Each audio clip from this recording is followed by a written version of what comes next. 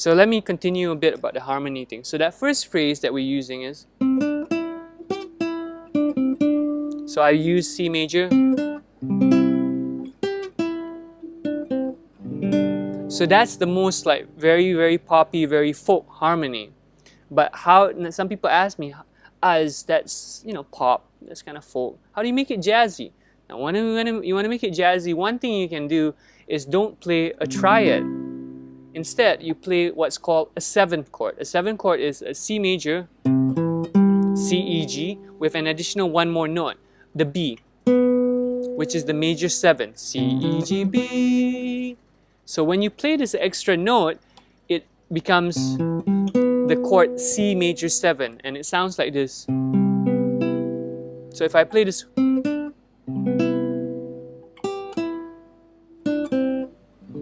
see what I mean? If it was C major,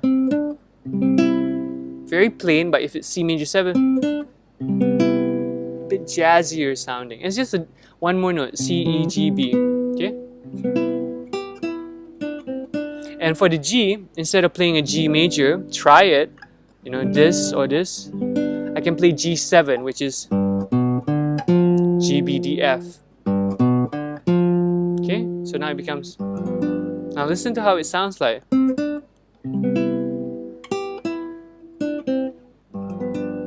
Jazzier sounding. I mean, it could be very Jason Mraz, you know.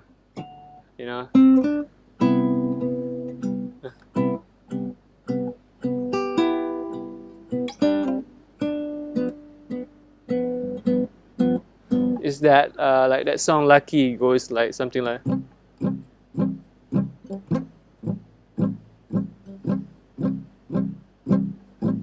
and that starts off with like C triad but it goes to A minor 7. So changing the harmony from a C major to C major 7 is jazzy.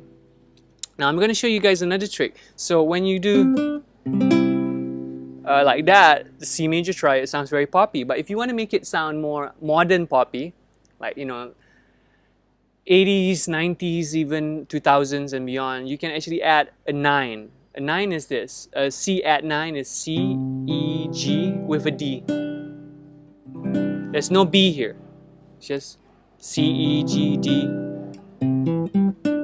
Okay? So if I did that, see how it sounds? It sounds different than C major. Very folk.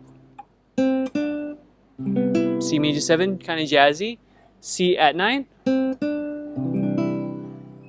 That could be John Mayer, you know. Could be Jason Mraz even. You know, it's a lot. But C at 9, no B there. C, E, G, D. Then G7. That's kind of like, it works for pop, it works for R&B, jazz, you know. But let's say what else I can do. So I show you guys how to make it kind of pop, more modern pop, and jazzy as well. I'm going to show you one more thing you can do. You can also make it sound more R&B. So if I do, but this is more not so much about harmony, but how I play it. So I'm going to actually play it and add an approach note.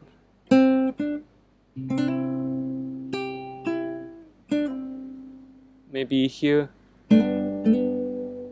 So here, G, instead of playing G major or G7, I'm actually doing a G at 9 or G sus2 with this going to the B. So this is,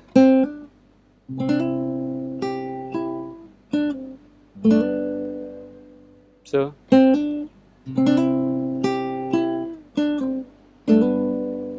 could be country as well. But that's more R&B, you know.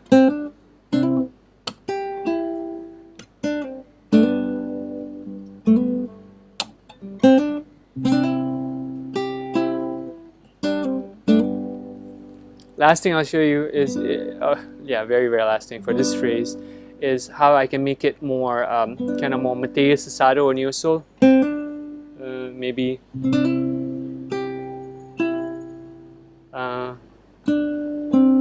Maybe I can do, or maybe wait, yeah, sorry.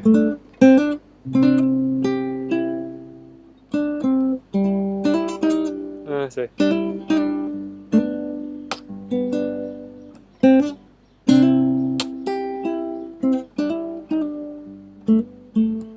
A lot of it is I'm kind of embellishing the melody, and embellishing it makes it sound kind of different.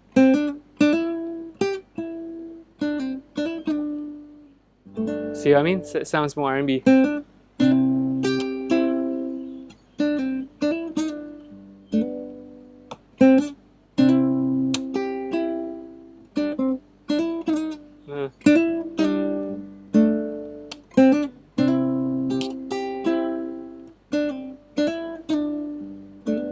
Something like that. So what's kind of the big overarching thing about all this is that there's a lot of things at play here, and harmony, the kinds of chords you use, is one part of the equation. So the better you know your harmony, the more precise the expression of the emotion that you can do, and the better that you do all these little embellishments, you know, this